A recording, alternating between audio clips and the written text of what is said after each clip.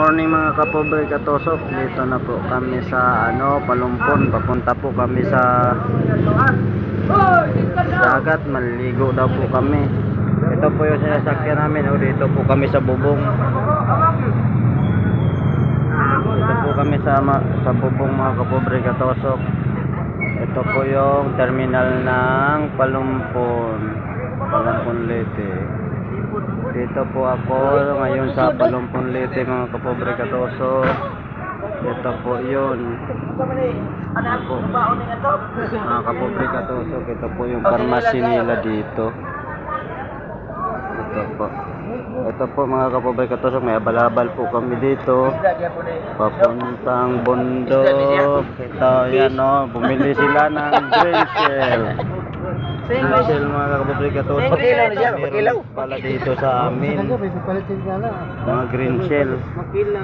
Yan po mga kapobre katosok. Terminal po namin.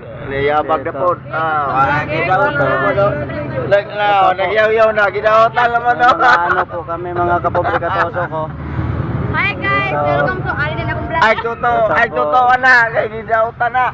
Yan mga kapobre katosok. Papunta na po kami sa Yaw-yaw na. Linganay po. Linganay pangalan.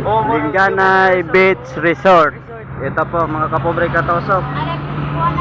So ito po, may Jollibee po kami mga kapobre katosok.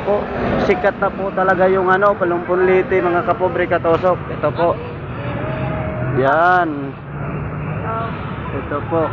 Kung gusto nyo pong pumunta sa Palumpon Leyte mga kapobre katosok, meron po kami Kalanggaman Island. Ito po. So mga kapobre katosok, dito na po pabain natin yung video ko. Please like and share. Follow na lang din po sa Facebook ko.